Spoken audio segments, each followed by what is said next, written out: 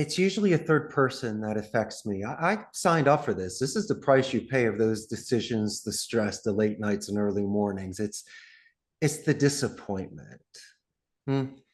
People that I've invested in or I relied upon that just do not follow through. I don't expect them to have my company tattooed on their chest for the rest of their lives, but they have a certain job here.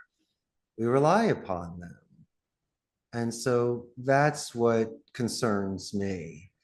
Now, in regards to my own health and persistence and endurance, I do need to decompress. I do need Richard time. So I work out in the mornings, wash my convertible on Sundays. I'm an avid classic antique pinball player. So I do pinball machine marathons when I get a chance. And I'm not so hard on myself. Devin,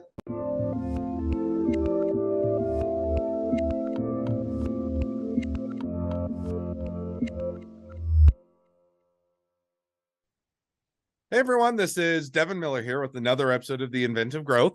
I'm your host, Devin Miller, the serial entrepreneur that's grown several startups into 7- and 8-figure businesses, as well as the founder and CEO of Miller IP Law, where we help startups and small businesses with their patents and trademarks. You ever need help with yours? Just go to strategymeeting.com, grab some time with us to chat, and we're always here to help. Now, today we have another great guest on the podcast, Richard Blank.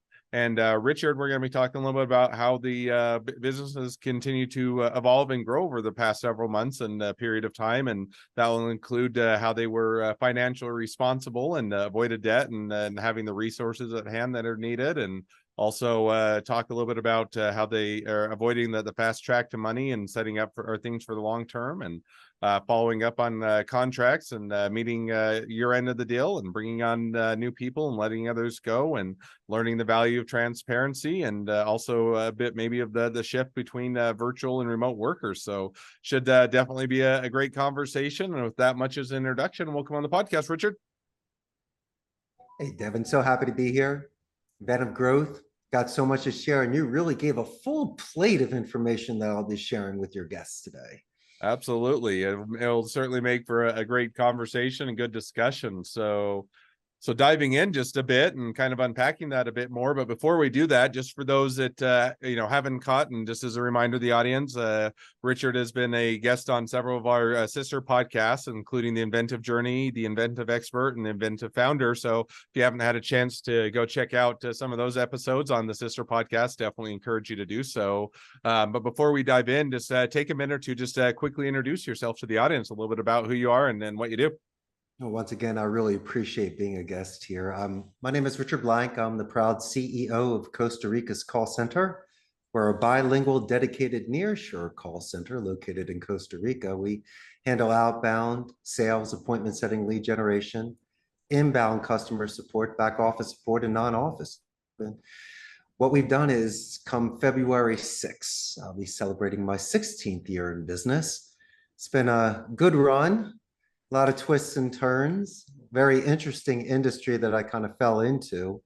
But I tell you what, if you can use some old school coaching in the way that we were raised by our parents and grandparents, there's no reason why the technology will assist my company culture and enable me to last so long. Awesome. Well, great introduction. Looking forward to our conversation. And so, as I'd mentioned in previous episodes, as well as when we talked with you, Richard, is the inventive growth is kind of, so you get the business founded, you get it going, you get it up and running. You get it beyond the idea stage, and then you kind of hit into the next phase, which is, okay, now how do I grow the business, and what is that like, and how is that continuing to go, and kind of focus on that. And one of the areas that you'd mentioned on as you were kind of getting into that growth stage, that was beneficial to your business, is kind of avoiding debt and also having the resources in place that allow you to grow. And so walk us through a little bit as to kind of how you guys had that in place, and then how that impacted the growth of the business. I mean, it's quite interesting. You can easily overextend yourself or be suckered into doing things where you're paying interest on it, or people can remove it for you. So what I decided to do initially in my business was to rent a turnkey station from a blended center. So it's almost like a glorified internet cafe. I could, have the coffee, the backup IT support, the turnkey station. It just wasn't private. But I was able to scale there and let someone else pay for that infrastructure, the server room, and and startup costs. But after a couple of years, it was paying top dollar and I had a lot of stable clients, and it was time for me to rent space, not buy the space yet, but rent the space to grow to a couple hundred agents. Now in my industry, I'm exceptionally fortunate. I can grow with used furniture and computers. And Hmm. so for me, I was able to get stuff for pennies on the dollar that were pretty much brand new. And so just in that way, I was able to scale a company. It's like you never want to buy a brand new car. I mean, it loses its value. So I did that for about 6 years. And I saved enough money, grew even more stable clients to decided, years ago to purchase this building, throw on a third floor and update it to a standard call center. But I always wanted to have a reserve, at least a couple months worth of payroll, not just for end of year expenses. We have something called the aguinaldo. It's a 13th month. You got to pay them that bonus, plus other sort of insurances. I got to make sure I had that cushion, because if you don't have that, imagine if you don't pay somebody. Secondly, you're making bad decisions in order to pay your lights and just wanted to make sure that I could breathe. That's number one. And then also, I'm a guest here. I do not have home court advantage as I would in the United States, Philadelphia, or Arizona. So I needed an A team. I needed locals. I needed facemen. And so I had individuals such as human resources, accountants, attorneys, and people out there looking to get me the best deals, assisting me to grow. And so it was really about a leap of faith to delegate and to mesh our Anglo-Saxon Northern culture with this Central America Latino culture, taking the best of both and Hmm. seeing what we could do to make this a company. Because it's almost like an 80s sitcom. There's always these funny misinterpretations like Three's Company and things that might be taken out of step. And so it's very important to make sure you have boundaries, you have target dates, you have accountability. And if you have these things, it's very easy to have checkpoints to reduce any sort of spillage, a lot of preventative measures. And I'm not a genius, Devin. You're the smart guy that went to law school. I would have probably cheated off you in school. But the thing is, for me, I realized that if you treat people with empathy and you give them benefits of the doubt, sometimes there's wiggle room in regards to the labor law, nothing severe, but if someone's 2 minutes late, it shouldn't be a deal breaker. You shouldn't fire them for that. And so by giving certain second and third chances that I were given growing up and molding, it's enabled me to preserve certain people so they don't spin out of control. It's very labor intensive. You invest so much in somebody, and the worst thing to have is someone leave you without any sort of 2 weeks notice or just something that's unexpected. And so um, besides the technical side of it, if you have nobody showing up to work, you have no company. And so I wanted to ensure that initially I created a certain company culture where people felt like they belonged and they weren't expendable like some of the larger call centers. And so that's always been my $1 million bit of advice: to get out of your ivory tower offices and walk your roads and know people's names and, acknowledge the work that they're doing that's putting wind in your sails. And that's a good, those are ones that are budding people and paying it forward so they can grow and become future leaders. No, I think that's all definitely some great piece of advice and insight as to how to go about growing. Now, I'm going to circle back just to where we started originally or initially, which is, so now if you're taking, I assume, and help us if we're wrong. So did you completely avoid debt, never took out a penny in your name? Did you just minimize it? Did you bootstrap it and take on the buying all the used and grow it or pay as you go? Or was there a point where you said, hey, okay, now I have to take out some debt, but I'm going to, take out a loan and minimize it? So, and what kind of flexibility did that give you as you took that approach? Wouldn't have made any difference at all if I took out loans for hundreds of thousands of dollars. I was still pacing in the amount of clients I was getting. I could have advertised more. What difference would it have made? My main thing is, to me, is natural growth. And so maybe it was just my old school Eastern European philosophy that was taught to me by my family. But if you can't pay for it in cash, you just don't do it. And I think it's very funny when you see repossessions of cars and people that lose their homes. And I think it's wonderful that they have dreams and they put money down and pay monthly. But once again, it's not stable. I would rather own the dirt underneath my feet than a building that could be taken away from me. I'm crazy like that, I guess. I acted my wage. I never overextended myself. I never paid a penny of interest. Sure, I took credit cards out. I did it for my credit score and for free first class flights and all those other benefits, but it was really just for proper accounting purposes. Um, I tell you what, when you move certain areas of the world, if it's second or third world, sometimes you don't need to keep up with certain Joneses or you don't have certain pressures. And so for me here, it really wasn't about having the fanciest showroom. And I understand that some of these large call centers, Amazon, for an example, has the best real estate in town, but it's like Rocky 3. In the best gym, but not focused. You get beat up by Clubber. You go with Apollo Creed to, like, let's say a Blue Horizon or some Philly place that you work out in with leaking pipes. You have the best workout of your life and you find the eye of the tiger.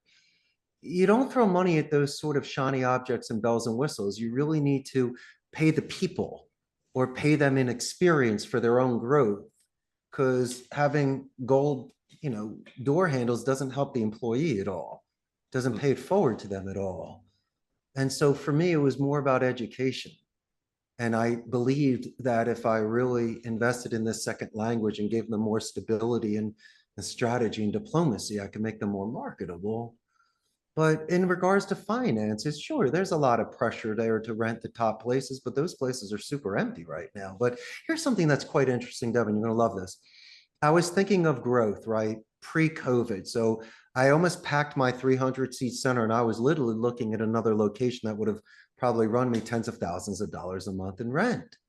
But when COVID hit, it completely changed the market for hybrid to purely virtual. We could handle it through the technology, remove this energy and this sort of, camaraderie which you have. But I mean, that's just the change of the business.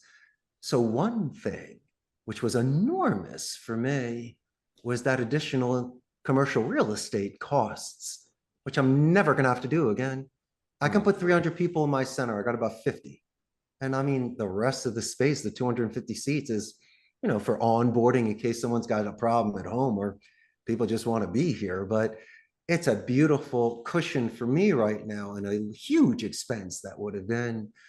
But, things change in this industry. The leverage is with the agent right now.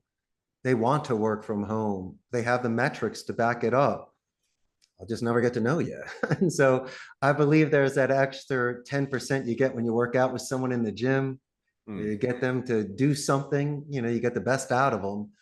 So we're removing that essential element, which made this brick and mortar such an advantage. But that's the kind of way I see it. You could literally do this business on a monthly basis as long as you're paying your expenses and you make your margin.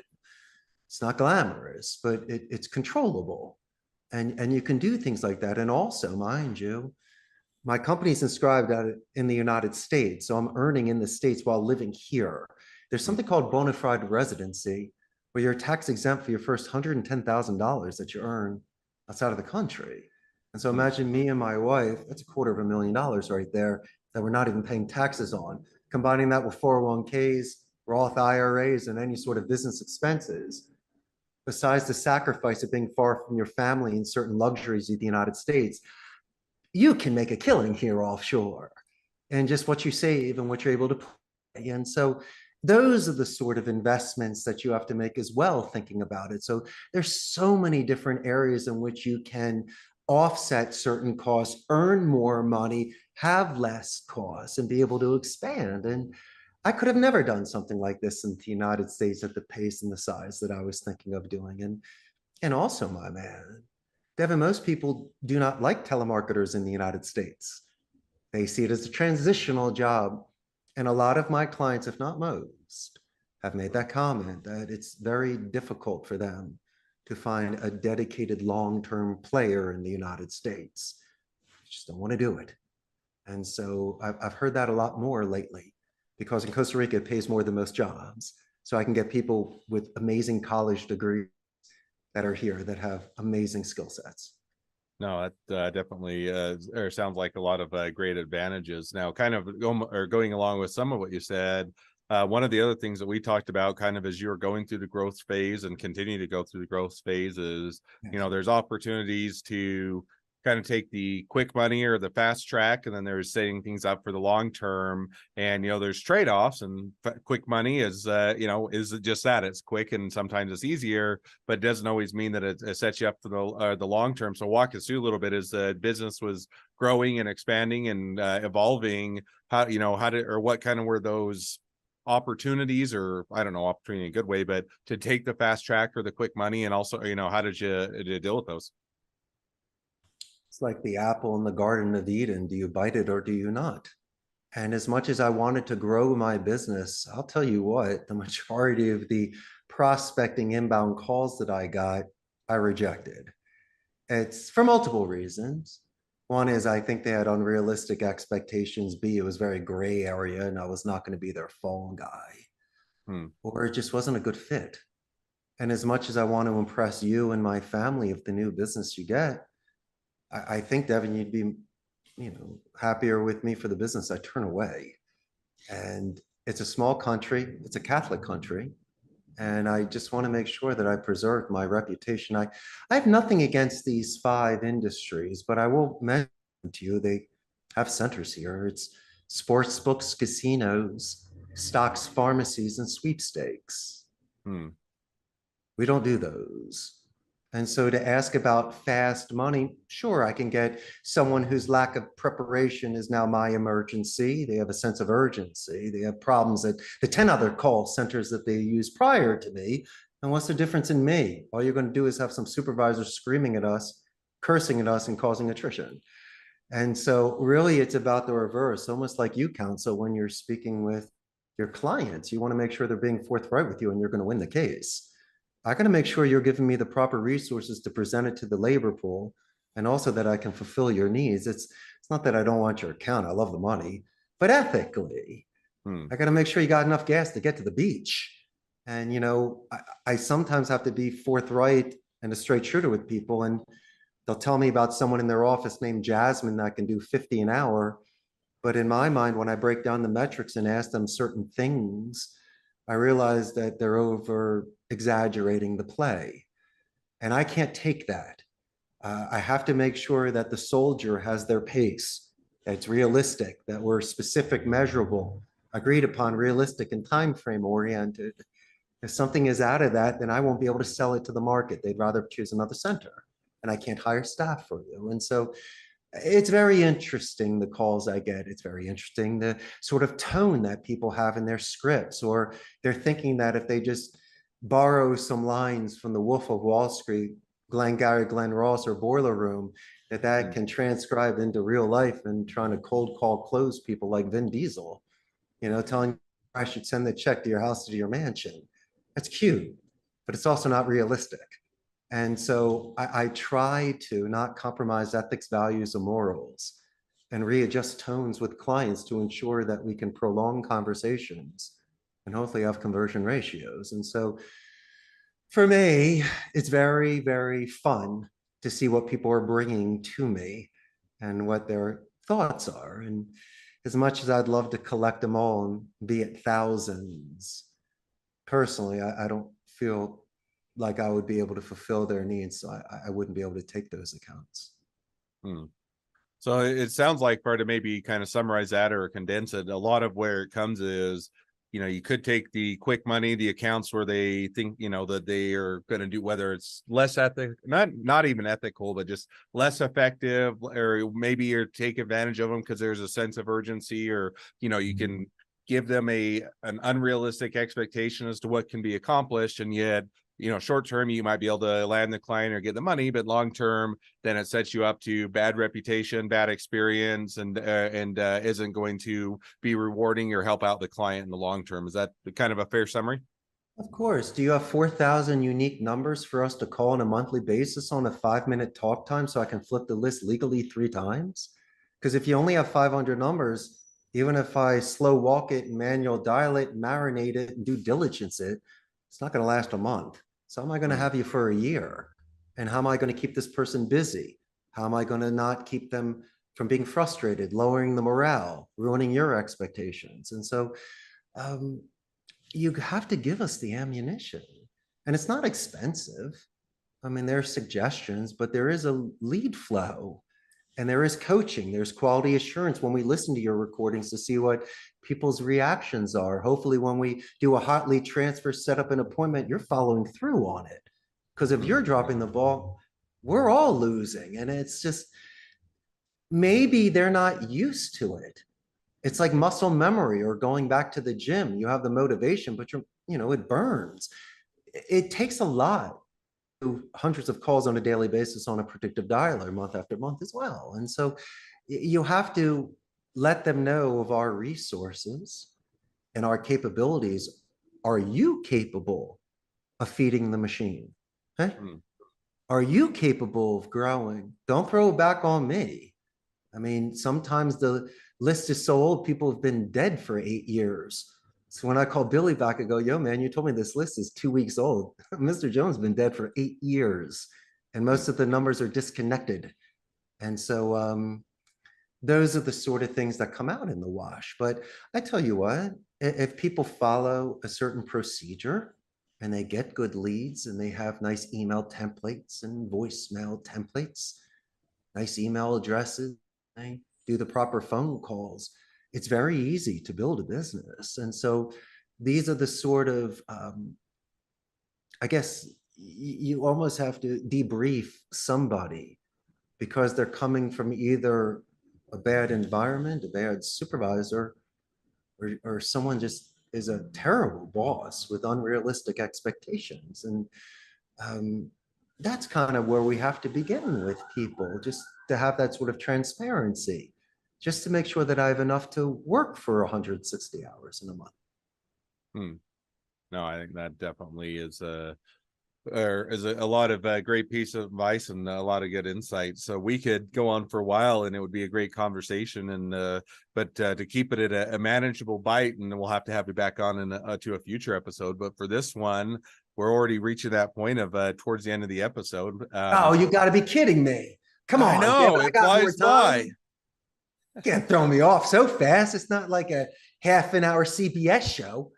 Oh, I could talk for hours, and I always figure, I'm like, I would probably find it interesting. I'd have an enjoyable time, and everybody would start to tune out and say, oh, they're just going on and on and on. So we'll have to have you back on so that we can or dive into some of the other areas that we didn't even get a touch on. But as we do wrap up this episode, I always like to wrap it up with one question. So we'll jump to that now, which is, as you're in a business, don't care what it is, how or what the industry is or what you're doing, there are always points in time within the business that you get worn out. That can be from working too many hours. It can be from doing things or having to deal with a lot of problems and putting out a lot of fires. It can be from, taking on too many responsibilities. A lot of different things can cause to be worn out or burned out a little bit with the business. And so when you hit those periods in time with the business, what do you do? It's usually a third person that affects me. I signed up for this. This is the price you pay of those decisions, the stress, the late nights and early mornings. It's the disappointment. People that I've invested in or I relied upon that just do not follow through. I don't expect them to have my company tattooed on their chest for the rest of their lives, but they have a certain job here. We rely upon them. And so that's what concerns me. Now, in regards to my own health and persistence and endurance, I do need to decompress. I do need richer time. So I work out in the mornings, wash my convertible on Sundays.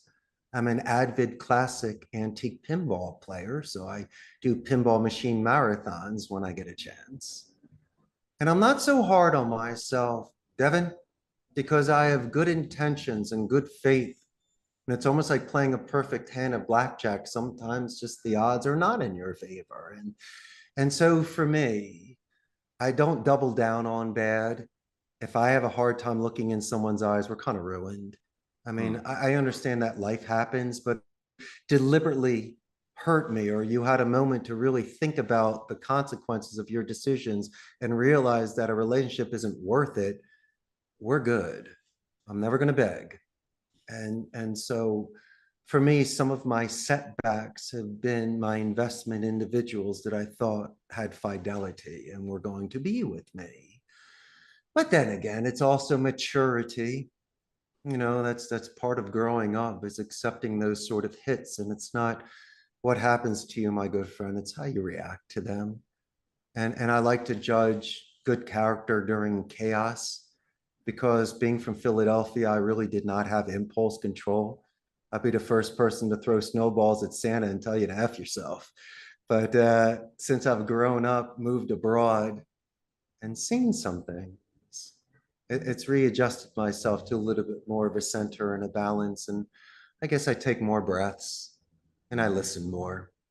And just hopefully by allowing somebody to refocus and get into the now, they might snap out of it and realize that an apology is needed. Someone needs to take a time out, or possibly the following day. And I've seen this multiple times where people will knock on my office door, ask to speak with me, apologize, and the kind of thing where they just want to start again. And they realize they shed some skin, and if capable, they can learn from that. And I guess we could do a podcast on all the times you and I got in trouble and broke windows and got sent to the principal's office. But I also see myself and other people that have that sort of thing in their eye. They realize they made a mistake. It wasn't intentional. And they just want to know how to get better. And that's been good for me. It's put a lot of my past to rest, where you don't have a heavy heart, where you could almost forgive yourself for your discretions in the past by fixing things in the present. And that's how I've been able to do this, my friend. That's my psychology, philosophy, and balance to preserve. Because you're talking about a call center and large attritions. And I could have quit a long time ago. But I do this still because of the art of speech. I think it's funny how people are loving to text and to chat and prefer not to speak with people. While I believe that the best relationships are interpersonal, when people really are anchoring and communicating. So maybe it's a buggy whip or passe or just a fading flower, but damn it, I will try to continue this song and dance as long as possible, because I believe that these are the sort of soft skills that can enhance somebody's life outside of the office to help grow. And so that's my mission. That's my vision quest. It's not about money. I've made enough money. Golden jewels lose its luster. What am I looking for right now? I'm looking to pay it forward and to, I guess, recenter myself at a second stage of life now, Devin. Awesome. And I hope that makes sense. And no, it definitely does. It was a great insight as to how to continue to stay excited within the business and last it out and enjoy it along the way. So definitely great piece of advice, great takeaway. Well, now as we do wrap up the episode, if people want to reach out to you, they want to be a customer, they want to be a client, they want to be an employee, they want to be an investor, they want to be your next best friend, any or all of the above, what's the best way to reach out to you, contact you, find out more? You should buy a first-class plane ticket and fly down and come visit me in Costa Rica. That's number one. I also have an extremely large Facebook fan page, about 120,000 local Costa Rican ticos. So it'll give your audience a chance to understand the business process outsourcing industry in Central America. But the beauty of this is I have no seminar or a book. Most people don't even need telemarketers. I'm your buddy, Devin. You know, I put wind in your sails and I love your show. And so I'm here to support a very good friend of mine, and also just to let your audience know not to be hard on yourself, to hang in there. And just like Rocky, you got to go the distance. And so if you follow through, don't be surprised that good things happen to you. Awesome. Well, I definitely encourage people to go out, get that plane ticket, and go see Richard in person. But if nothing else, check him out on Facebook. Is great ways to connect. So Thank you again for coming on the podcast. It's been fun. It's been a pleasure. Now, for all of you other listeners that are out there, if you can help us to share this expertise and this information with even more startups and small businesses to help them along their journey to success, make sure to click share, subscribe, and leave a review for the podcast. As well as along your journey, if you ever need help with patents or trademarks or anything else to your startup, your small business, just go to strategymeeting.com, grab some time with us to chat, and we're always here to help. Thank you again, Richard, for coming on the podcast, and wish the next leg of your journey even better than the last. My man.